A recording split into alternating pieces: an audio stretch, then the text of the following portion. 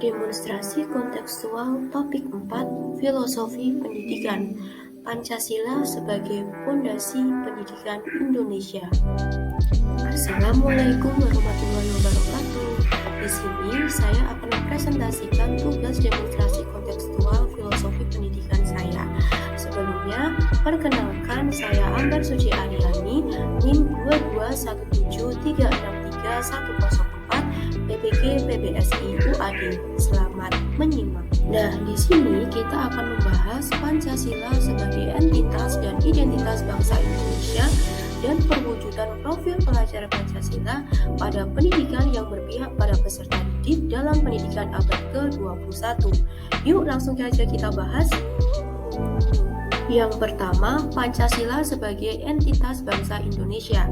Pancasila sebagai entitas bangsa Indonesia maksudnya adalah Pancasila sebagai landasan hidup berbangsa dan bernegara bangsa Indonesia yang di dalamnya terdapat nilai yang berbeda dari bangsa lain, di mana Pancasila menyatukan segenap elemen bangsa Indonesia yang majemuk atau berbeda-beda. Pancasila sebagai entitas yaitu sesuatu yang memiliki keberadaan yang unik dan berbeda, walaupun tidak harus dalam bentuk fisik, namun keberadaannya tersebut langsung memegang kendali yang sangat penting. Selanjutnya, Pancasila sebagai identitas bangsa Indonesia. Pancasila merupakan pandangan hidup bangsa dan memiliki fungsi utama sebagai dasar negara Indonesia. Pancasila sebagai sumber dari segala sumber hukum di Indonesia.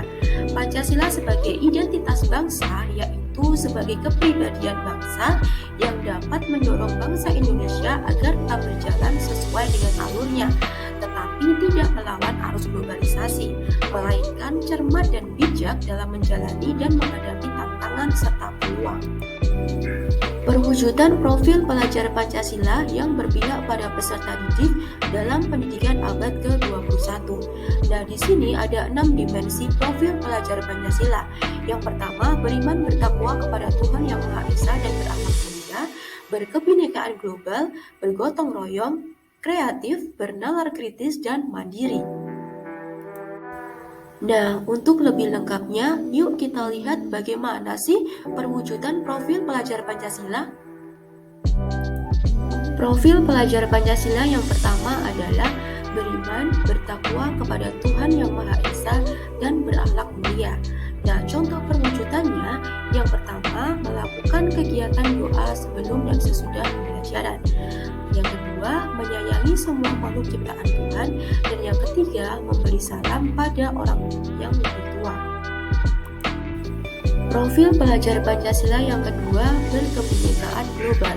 Contoh perwujudannya, saling menghargai antar sesama, tidak membeda-bedakan teman yang berbeda ras, suku, dan agama, dan menggunakan bahasa yang santun sebagai bangsa Indonesia. Profil pelajar Pancasila ketiga yaitu gotong royong.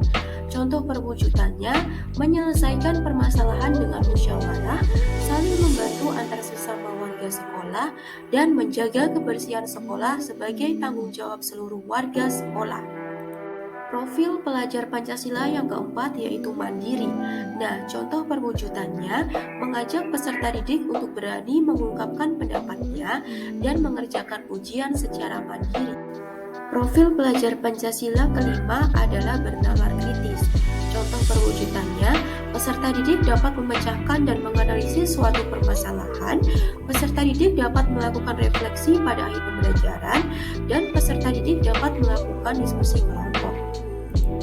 Nah, profil pelajar Pancasila yang terakhir atau keenam yaitu kreatif. Contoh perwujudannya, mengajak peserta didik untuk mengembangkan kreativitasnya dengan memanfaatkan teknologi yang sedang berkembang pada abad ke-21. Yang kedua, mengembangkan sebuah proyek yang meningkatkan kemampuan peserta didik. Nah, dari beberapa pemaparan yang sudah saya sampaikan, dapat disimpulkan bahwa konsep pendidikan Pancasila ini sudah lama digaungkan oleh Ki Hajar Dewantara yang dikenal dengan Trimo, Ngerti, Ngrasa, Ngakon. Pendidikan Pancasila dan penguatan karakter ini akan selalu adaptif, baik konteks global maupun nasional. Nah, kita harus berkomitmen dalam menerapkan Pancasila dan menempatkannya sebagai satu urgensi. Sekian presentasi dari saya. Apabila ada salahnya, saya mohon maaf. Terima kasih dan semoga bermanfaat.